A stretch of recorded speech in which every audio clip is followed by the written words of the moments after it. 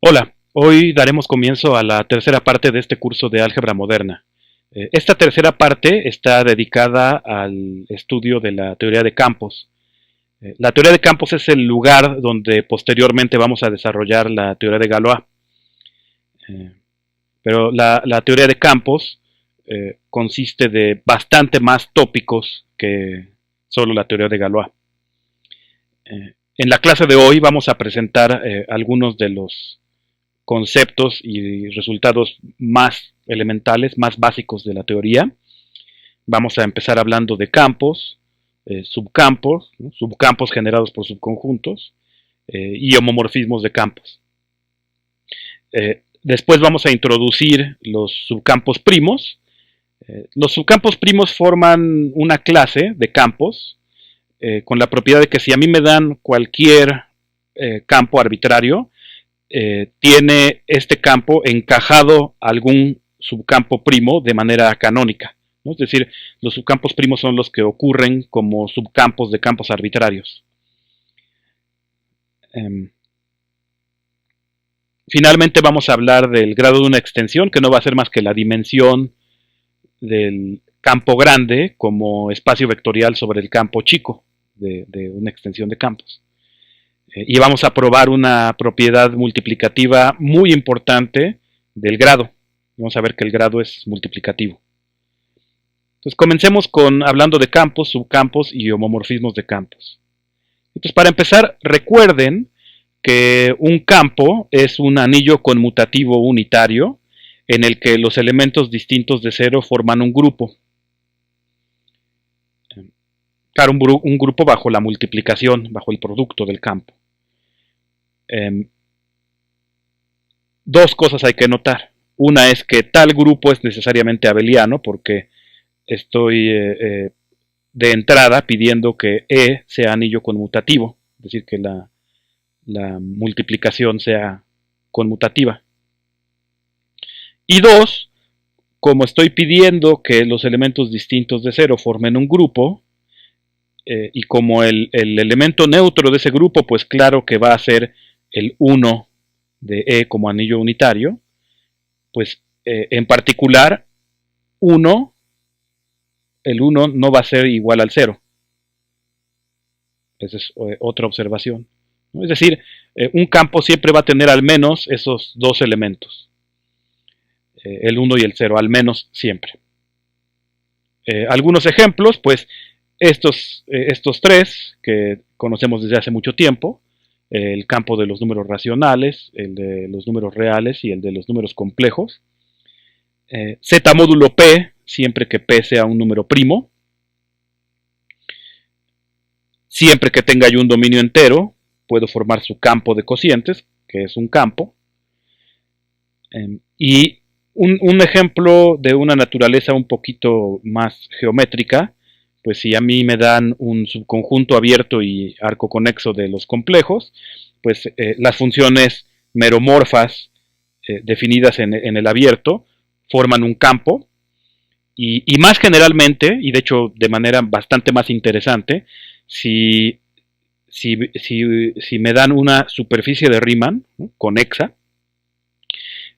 las funciones meromorfas definidas en la superficie forman un campo, ¿no?, el campo de funciones meromorfas sobre la superficie de Riemann.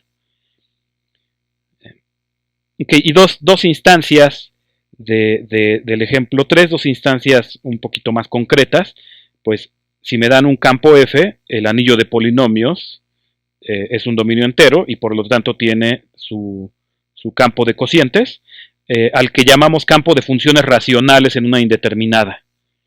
Funciones racionales, pues porque los elementos de ese campo se ven como cocientes, ¿no? O sea, como razones de polinomios en el que el denominador no es el polinomio cero, no es el polinomio constante cero. ¿Sí? Y más generalmente, si considero el anillo de polinomios en n indeterminadas, puedo formar su campo de cocientes, que voy a denotar así, y le llamo el campo de funciones racionales en n indeterminadas. Entonces claramente 5 y 6 son instancias de 3. Okay, ahora, antes de pasar a la siguiente diapositiva, una última cosa que quiero recordarles es que un campo tiene exactamente dos ideales, ¿no? A saber, el 0 y el total. Y eso va a jugar un papel preponderante una y otra vez a lo largo del resto del curso. Pasamos entonces a la noción de subcampo. Entonces, dado todas las nociones de subestructura que hemos dado hasta ahora, era de imaginarse que iba yo a pedir que un subcampo de un campo fuera un subconjunto que es campo bajo las operaciones del campo grande, ¿no? del campo dado. Y resulta ser que se puede dar una caracterización en términos operacionales, ¿no? Por ejemplo, aquí tenemos este lema. Voy a intentar hacerme a un lado.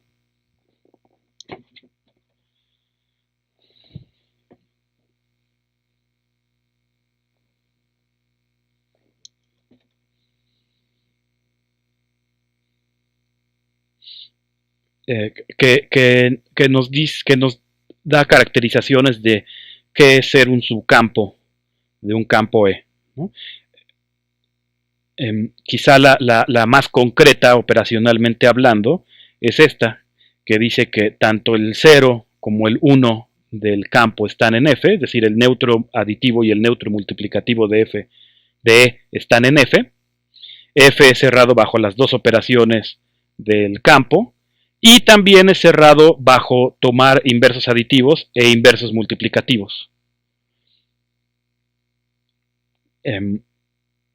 Otra caracterización es ser subanillo unitario y poseer exactamente dos ideales. Y otra caracterización es ser subanillo unitario y ser cerrado bajo tomar inversos aditivos. Entonces dejo la prueba de este lema como ejercicio, ¿sí?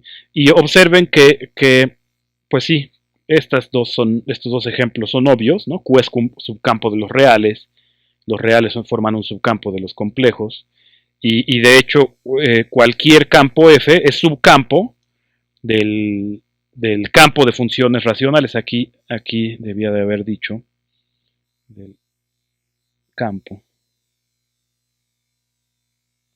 de funciones racionales.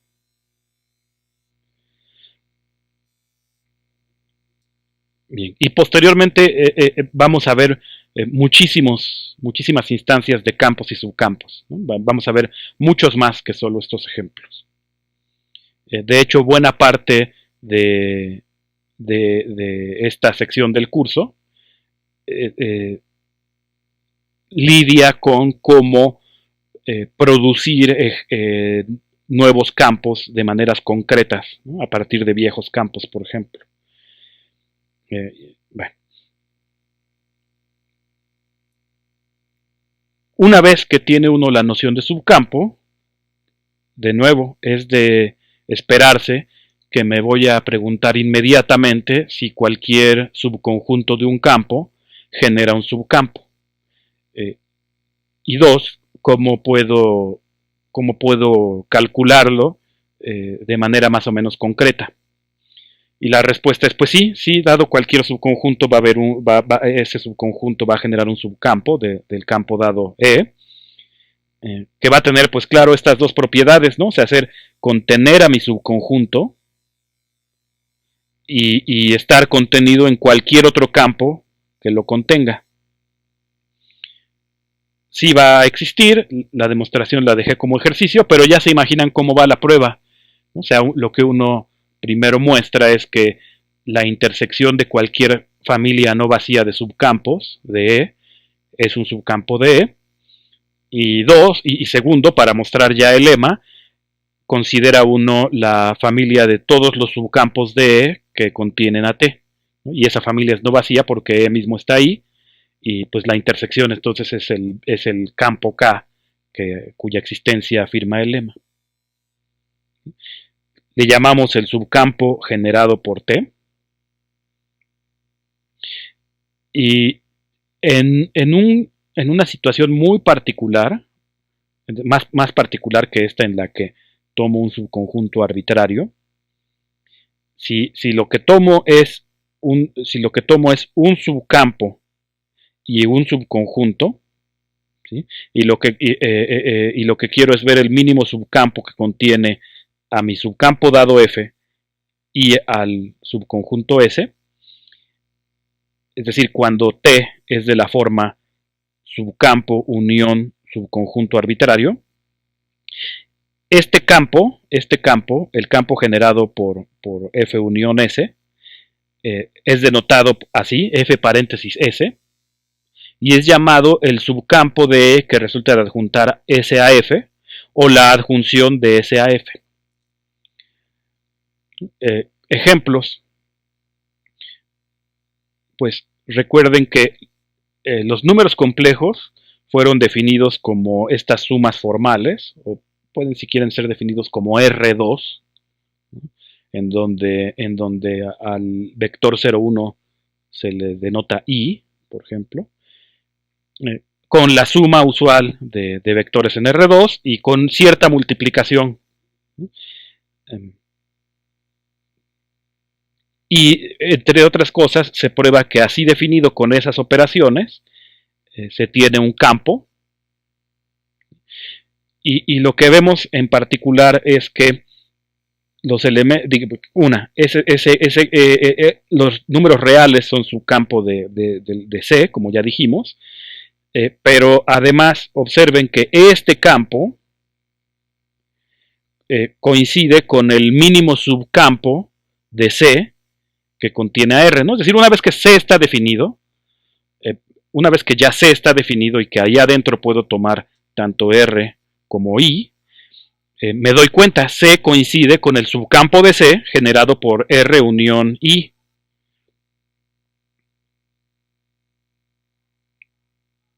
Una. Y dos, es decir, noto esta igualdad, ¿no? Esta igual a este. Una.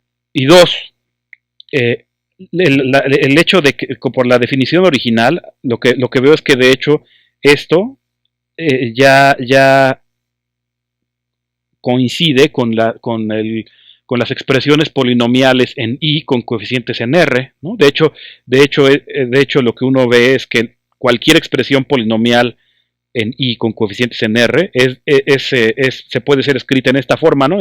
Una expresión en la que I aparece con grado 1, con exponente 1, ¿no? Y entonces, pues de hecho observa uno también que de hecho se tiene también esta igualdad con este subanillo. Okay. De manera similar, ¿no? Pero digamos que ya sabiendo que ya tenemos C, ¿no? Dentro de C considero la adjunción de I a Q, ¿no? O el subcampo que resulta de adjuntar I a Q, y me pregunto, ok, ¿de qué números complejos deberá consistir? Pues lo que resulta claro es que como está I y como está contenido Q en ese subcampo, deben estar todas las sumas finitas de Q múltiplos de potencias de I, ¿no? Es decir, primero, tienen que estar todas las potencias de I, ¿no? Que digamos, ok, sé que tienen una forma muy simple, ¿no? Es decir, I menos 1 menos I1, ¿no? Son las potencias y después se empiezan a repetir. En fin, pero de manera un poco abstracta para poder después pensar en términos un poco más generales, veo que con I tienen que estar todas sus potencias en este campo, y una vez que están todas sus potencias tienen que estar los Q múltiplos, ¿no? Los múltiplos racionales de esas potencias. Con esas múltiplos racionales de esas potencias tienen que estar todas sus sumas, y con esas sumas tienen que estar todos estos cocientes, ¿no? En los que, pues claro, el cociente, siempre que el cociente no sea el número complejo 0. Ok, entonces lo que veo es que todos estos tienen que estar aquí, Y lo segundo que observo es que este conjunto ya forma un subcampo de C. Y así tiene que coincidir con el más pequeño que contiene a Q unión I. Y llego a esta igualdad. Ok. Observen que es el mismo tipo de consideraciones que he venido haciendo antes cuando he querido calcular las subestructuras de manera concreta, operacional, ¿no? Cuando quise calcular cómo se veía el subgrupo generado por un subconjunto, luego como el subgrupo normal generado por un subconjunto, luego el subanillo unitario generado por un etcétera, ¿no? Es el mismo tipo de consideraciones, como el mismo esqueleto de consideraciones. Ok, y ahora lo que uno se da cuenta, y esto es consecuencia de que justamente las potencias de I empiezan a repetirse, y un poquito de manera más general, ¿no? De manera más abstraíble, que a partir de cierto punto las potencias de I empiezan a poder ser escritas como polinomios en las primeras potencias, ¿no? De hecho en las primeras dos. Y eso me lleva a que de hecho cualquier expresión de esta forma puede ser simplificada y escrita como A más BI con A y B números racionales. Ok, que está ciertamente contenido en este subanillo, ¿no? Porque I está en este subanillo, Q está contenido en ese subanillo, entonces todos los elementos de esta forma están contenidos en este subanillo. Y verifica uno que este es cerrado bajo la multiplicación, ¿no? Y verifica uno que este es subanillo unitario de los complejos, y entonces tiene que darse esta igualdad, ¿no? Mismo tipo de razonamiento. Y veo algo que sucede, que es que este campo coincide con este subanillo, o si quieren dicho de otra forma, este subanillo ya es campo, y entonces está forzado a coincidir con este. Y vemos que la razón principal por la que esto sucedió es porque cualquier elemento de esta forma puede ser escrito en esta forma.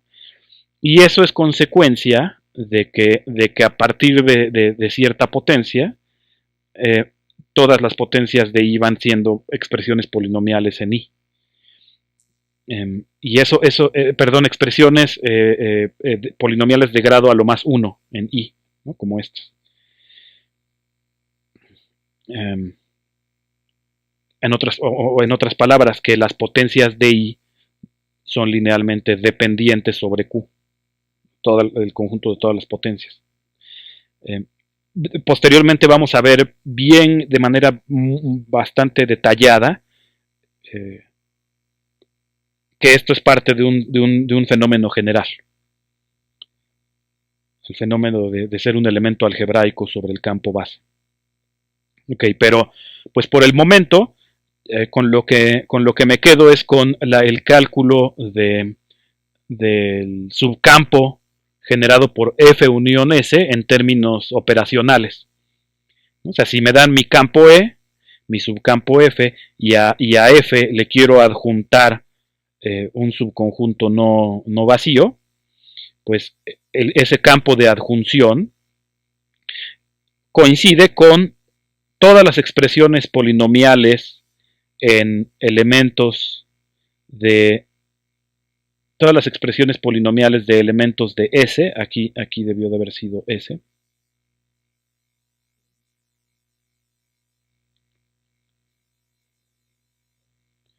con coeficientes en F, ¿no? todas las expresiones racionales, ¿no? Todos los cocientes de expresiones polinomiales, ¿no? Es decir, todas las expresiones racionales en elementos de S con coeficientes en F. ¿Sí? Es decir, que para calcular este campo, pues, ¿qué hace uno?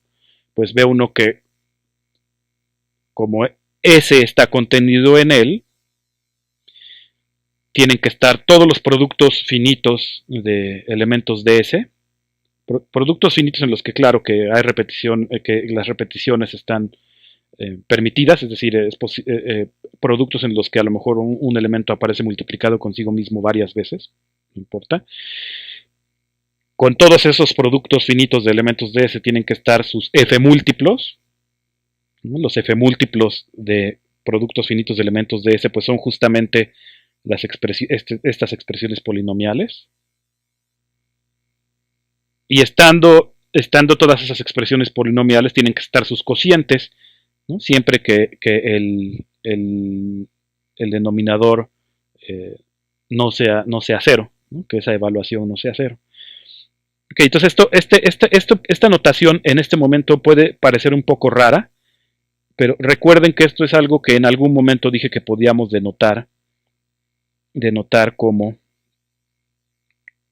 por ejemplo, este de aquí, bueno, lo escribo así, esto como f evaluado en alfa 1 hasta alfa t, en la teada ordenada, ¿no? Dividido entre g de alfa 1 hasta alfa t. ¿Sí? Porque esto es justamente tomar el polinomio f en este número de variables, en t variables, ¿no? En t indeterminadas, y en lugar de x1 escribir alfa 1, en lugar de x2 escribir alfa 2, etcétera, en lugar de xt escribir alfa t, ¿no? Y considerar el elemento de e correspondiente, ¿no? Después al hacer esa sustitución. Entonces, y este quizás sea una notación un poco más evocativa. Ok, en particular, si lo que estoy adjuntando es un elemento,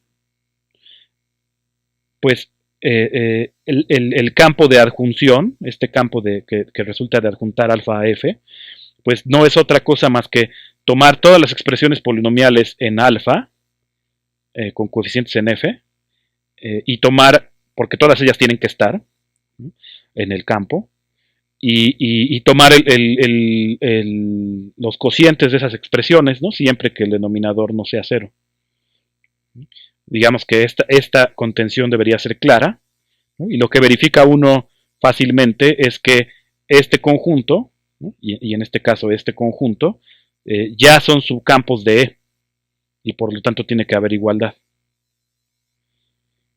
Okay. Y aquí de nuevo, esto es lo que pues para obtener este elemento de E, lo que hago es tomar mi polinomio con coeficientes en f, y en lugar de la indeterminada x, escribir alfa, ¿no? Y hacer las operaciones, pero en E, ya no en el campo, en el anillo de polinomios, ¿no? De manera que esto sugiere empezar ya a escribir esto en lugar de alfa de f, ¿no?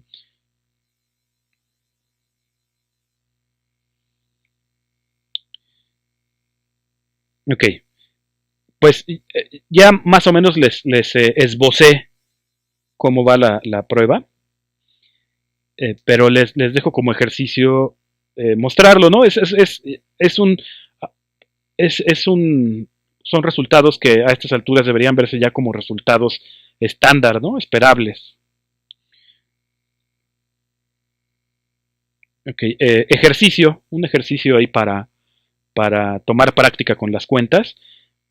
Uno tiene como subcampos, subanillos unitarios y subconjuntos de C estas igualdades. Por ejemplo, el subanillo de C generado por Q unión I, subanillo unitario, coincide con este conjunto y coincide con el campo que resulta de adjuntar I a Q, ¿no? Que a priori parecería que este es como bastante más grande que este, ¿no? Pues no son iguales.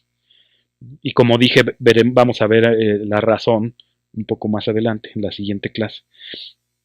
El anillo unitario que resulta de adjuntar raíz de 2 a q, es decir, el anillo consistente de las expresiones polinomiales en raíz de 2 con coeficientes en q, pues resulta ser igual a este, ¿no? Es decir, al conjunto de expresiones polinomiales en los que raíz de 2 aparece con grado a lo más 1. Que parecería ser como bastante más chico, ¿no? Que pues no lo es, ya es todo, no es más chico. Y ese de hecho ya es campo, Y entonces de nuevo aquí se tiene una igualdad entre el subanillo unitario generado por Q y el subcampo que resulta de adjuntar raíz de 2 a Q, el subcampo de C.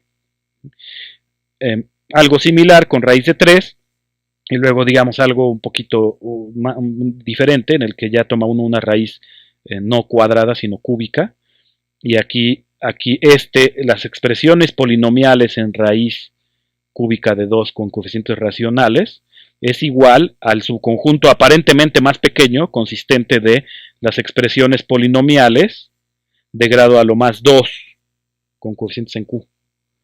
Y este ya es campo. Y de nuevo tiene uno la igualdad entre el subanillo y el subanillo unitario y el subcampo.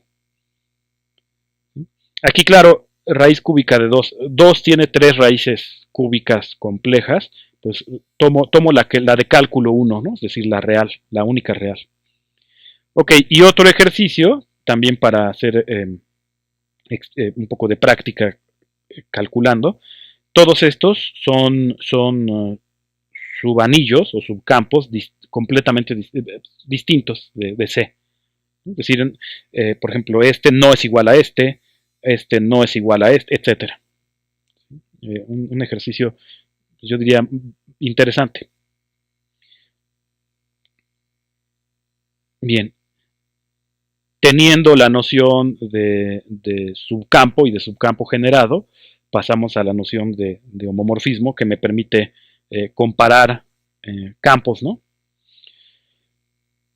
Entonces, un homomorfismo de campos es simplemente un homomorfismo de anillos unitarios entre los dos campos, de un campo al otro.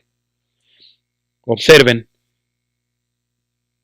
como en un campo dijimos que el 1 siempre va a ser distinto del 0, pedir digamos, un homomorfismo de campos al ser un homomorfismo de anillos unitarios lleva el 1 de E en el 1 de L. En particular, el 1 de E no va a dar al 0 de L. Es decir, el núcleo de un homomorfismo de campos no es el total. No es el total, y por un lado, y por otro yo sé que E tiene exactamente dos ideales, a saber el 0 y el total. Y esto entonces obliga a que el núcleo de un homomorfismo de campos siempre sea solo el 0. Es decir, un homomorfismo de campos siempre es inyectivo.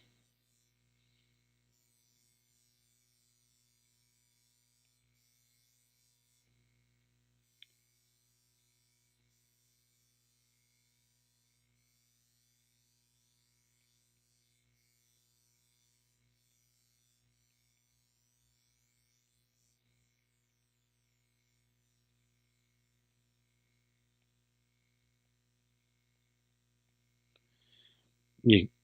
Algunos ejemplos. En esta parte del curso vamos a dar muchísimos ejemplos, va a haber muchísimos ejemplos. Les doy algunos, ¿no? Claro, si yo ya sé que tengo un campo y un subcampo, pues la inclusión, claro que va a ser un homomorfismo de campos, ¿no? De hecho, si lo piensan, la definición de subcampo justamente se hace para que la inclusión sea homomorfismo de campos. Ok, un ejemplo proveniente de la variable compleja o de la geometría compleja. Si tengo dos abiertos de C conexos, arco conexos, uno contenido en otro, pues claro que siempre que tenga yo una función meromorfa en el grande, puedo restringirla al chico y sigue siendo, la restricción sigue siendo meromorfa. Pues eso resulta ser un homomorfismo de campos, del campo de funciones meromorfas del grande al campo de funciones meromorfas del chico. Para los que sepan un poco de geometría algebraica, pues estos son morfismos de restricción en la gavilla de funciones meromorfas. Bueno, y más generalmente, si tengo superficies de Riemann, conexas, digamos, y me dan una función holomorfa propia, ¿no? Propia es que imagen inversa de compacto siempre sea compacta. Entonces, la función composición, ¿no? Es decir, que a cualquier función meromorfa que salga de Y le asocio la que sale de Z, tras componer con F. Eso es un homomorfismo de campos. ¿Sí? Son homomorfismos de campos que aparecen en la teoría de superficies de Riemann. De hecho, se prueba que si F es una cubriente ramificada de n hojas, entonces se tiene una extensión de campos de grado n. Pero bueno, no hemos hablado todavía de extensiones de campos, lo haremos, eh, perdón, de grado, no, todavía no hemos hablado de grado. Entonces eso lo haremos, lo veremos después, ¿no? Ok. Otro, la conjugación compleja, es un homomorfismo de campos.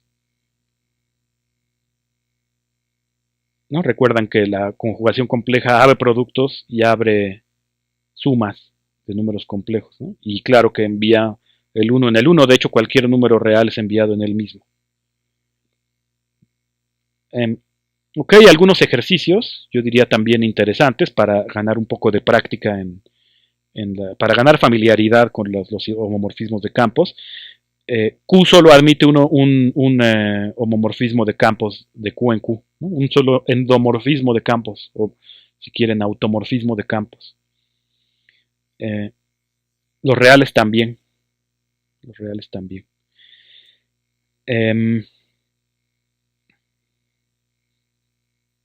Los números complejos, bueno, si a mi homomorfismo de campos le pido que fije a R puntualmente, entonces es uno de los dos que ya conozco, la identidad o la conjugación compleja. Otro que admite exactamente uno, los enteros módulo P, para P un número primo.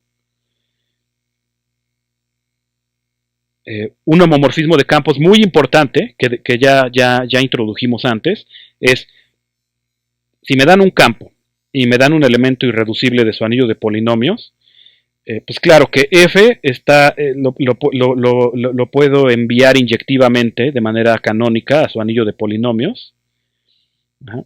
Y del anillo de polinomios puedo proyectar al cociente por el ideal generado por este polinomio irreducible. Mientras que aquí hay inyectividad, aquí hay colapsos, ¿no? O sea, esta función es altamente no inyectiva.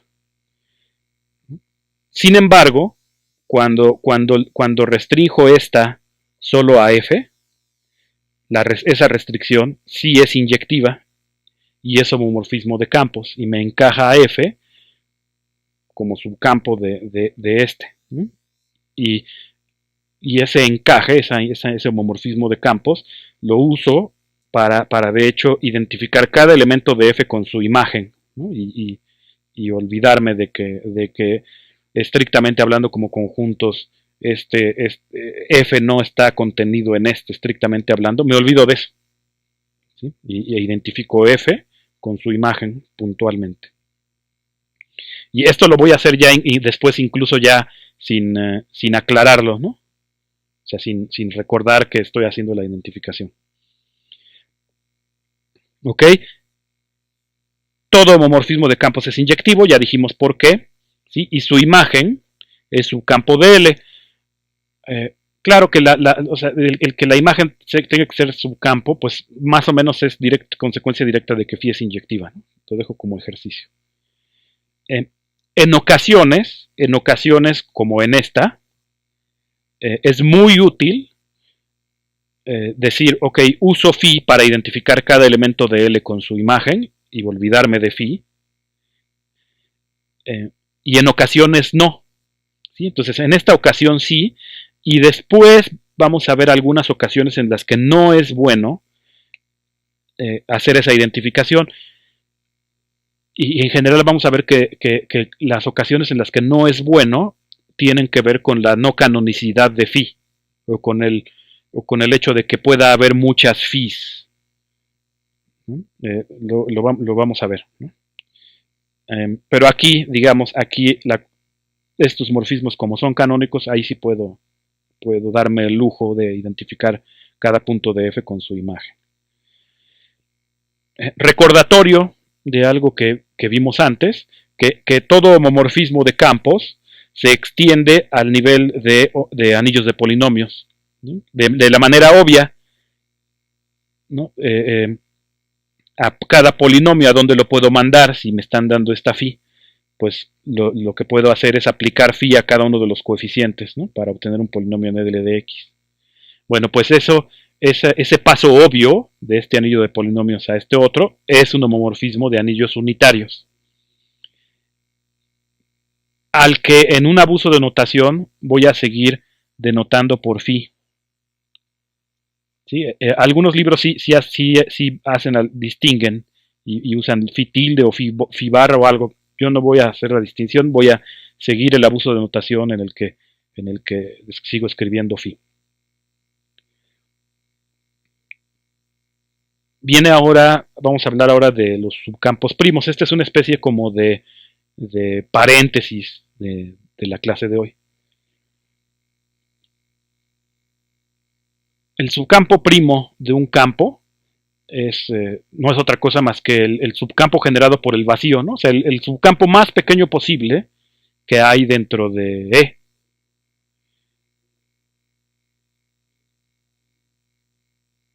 Bueno, pues ese subcampo puede ser calculado en términos de la característica de E, ¿no? Recuerden cómo está definida la característica, ¿no?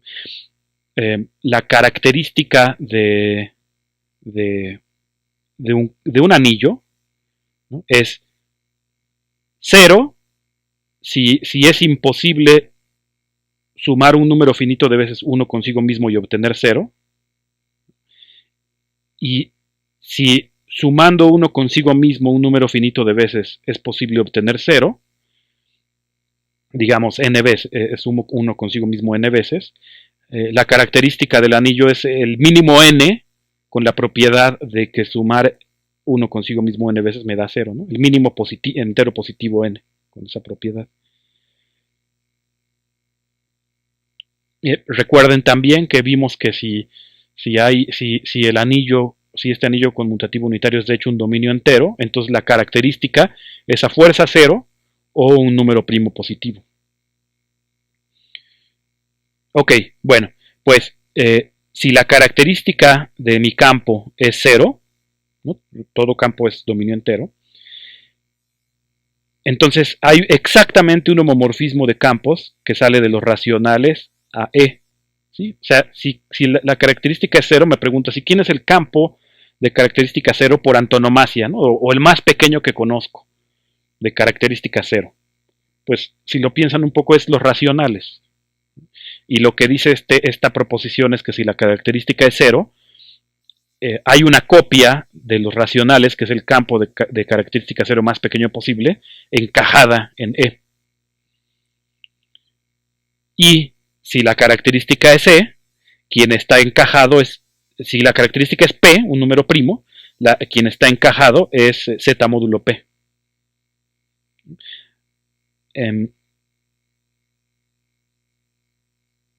Y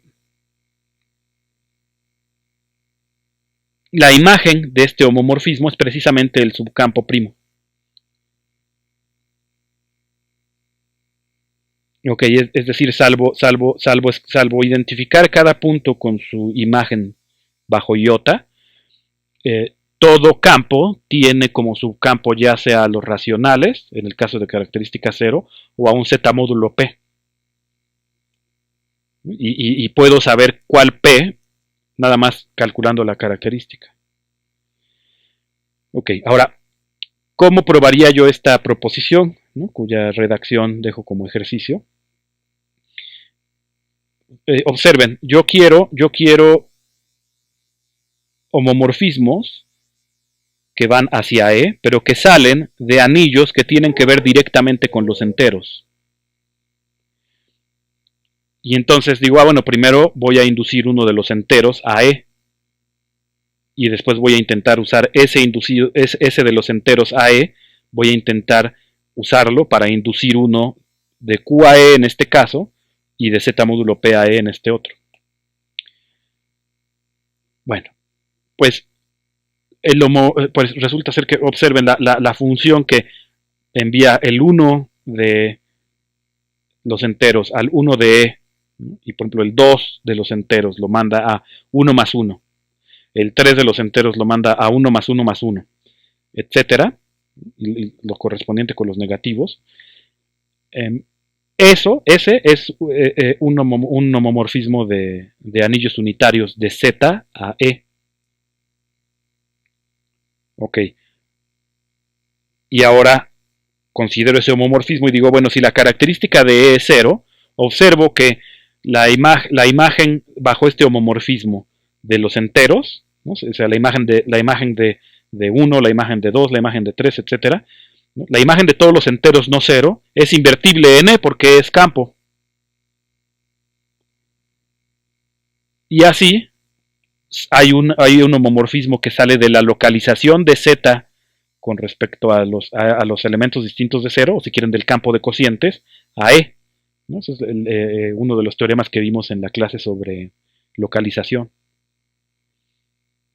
Okay, ahora, si la característica es E, lo que veo es que, si la característica es P, perdón, el número primo P, lo que veo es que el que la característica sea P, lo que me dice es justamente que el núcleo del homomorfismo de Z a E que acabo de dar es PZ. Y así, el primer teorema de isomorfismo de anillos me da este homomorfismo. ¿Sí? Eso prueba la existencia. Les dejo como ejercicio la unicidad en este caso, porque la unicidad en el caso de los racionales es realmente inmediata. En los dos casos es muy fácil. En el de los racionales, pues sí, como tiene que ser, como es homomorfismo de campos, tiene que ser de anillos unitarios, ¿no? Y entonces, cualquier homomorfismo de campos de QN tiene que enviar 1 en 1.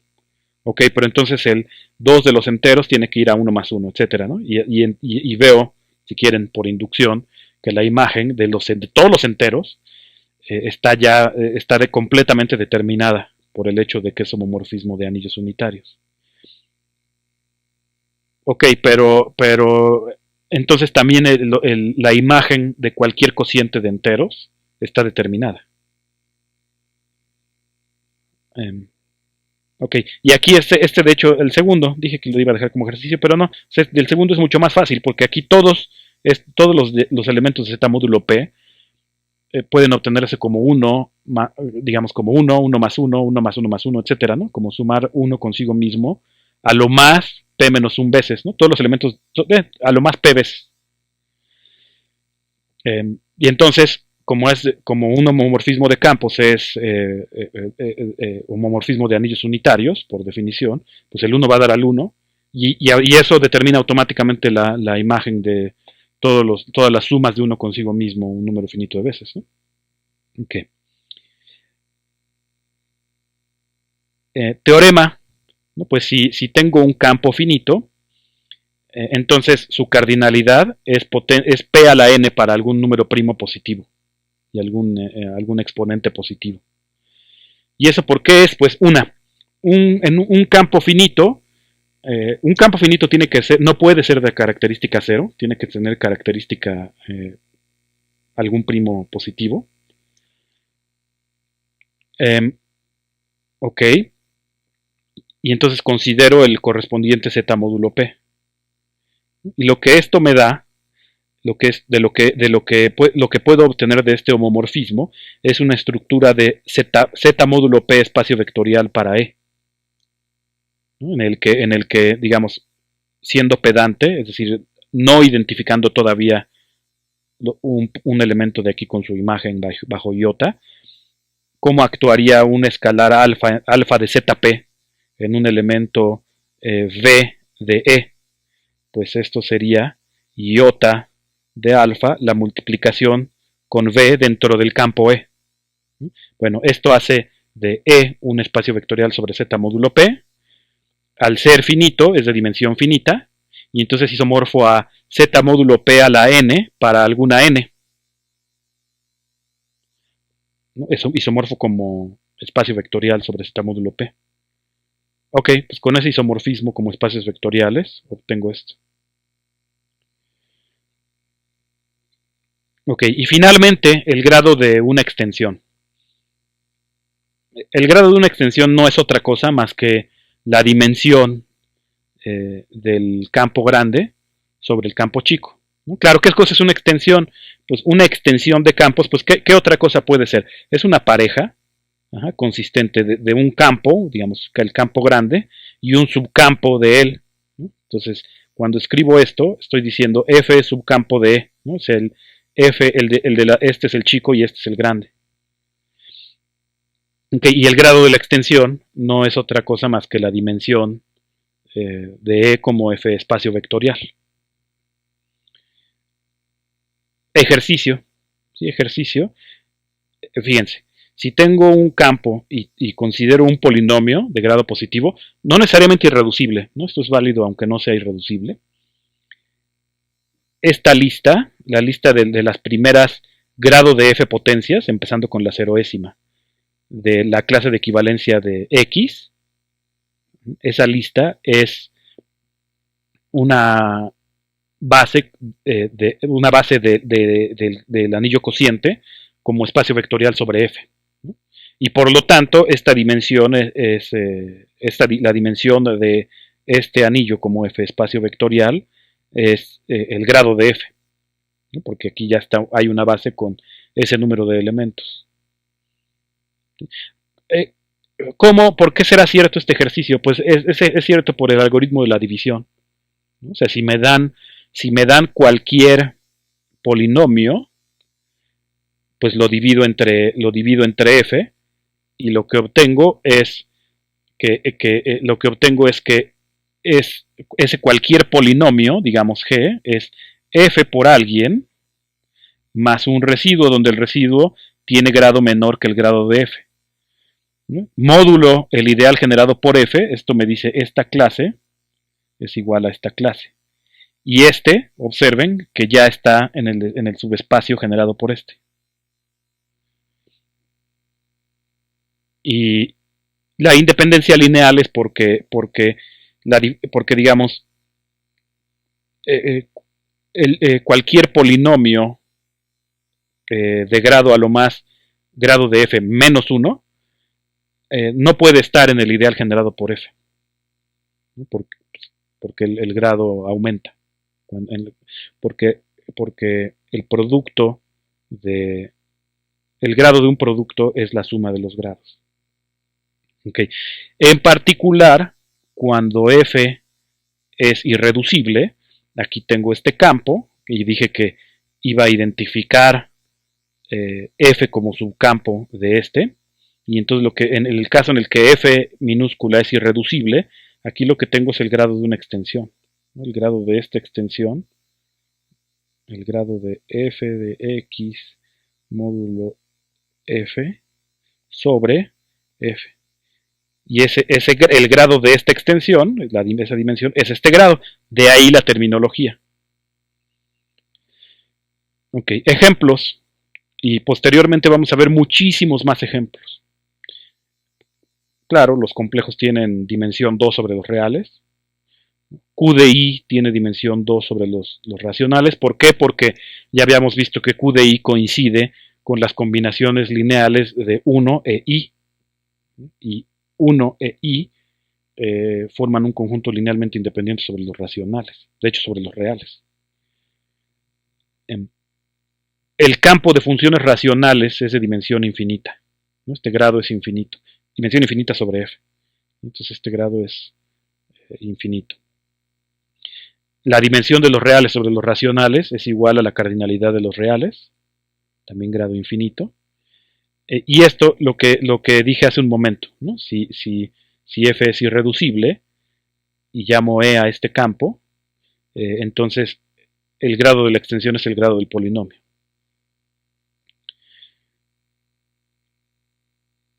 Una proposición que es muy, muy importante, ¿no? De la que vamos a deducir muchas cosas.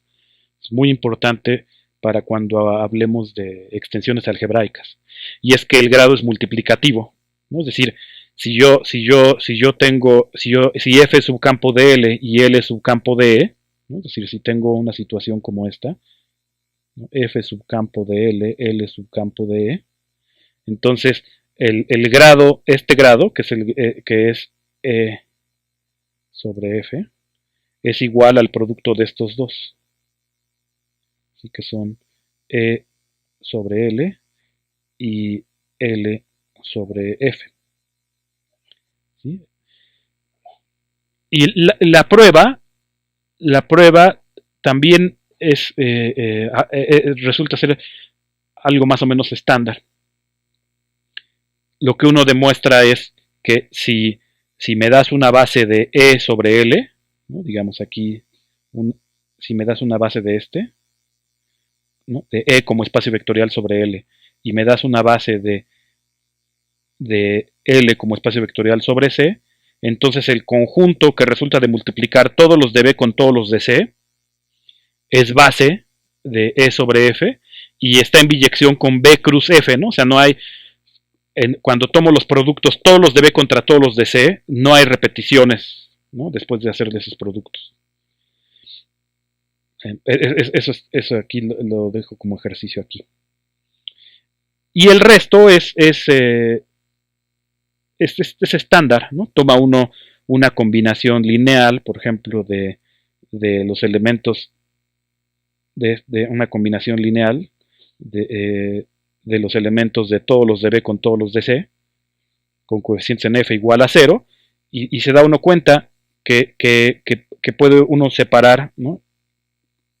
Sobre los elementos de beta y obtener así una combinación lineal donde los coeficientes viven en L y entonces la independencia lineal de B me dice cada uno de ellos es 0 y ahora dentro de cada uno de ellos es entonces una combinación lineal igual a 0 en L, ¿no? Con coeficientes en F. Entonces ahora ya los coeficientes son 0 y entonces se prueba la independencia lineal. Y para probar que genera como espacio vectorial, pues toma uno cualquier elemento, lo expresa en términos de B con coeficientes en L y cada uno de esos coeficientes puede ser escrito en términos de C. Y aquí aunque estoy escribiendo estas sumas así, digamos, indizadas sobre las bases correspondientes, claro que son sumas en las que solo hay un número finito de sumandos que no son cero, ¿no? O de escalares que no son cero.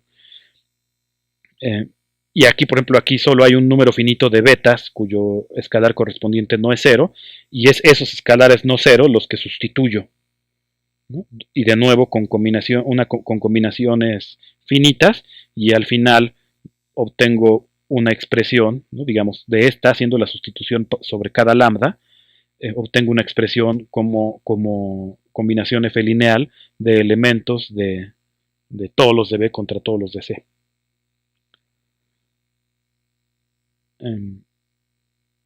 Entonces, por ejemplo, esto implica, por ejemplo, que si ustedes me dan una extensión de campos E sobre F de grado 7, por ejemplo, ya automáticamente sé que no hay subcampos intermedios y no triviales, porque 7 es primo.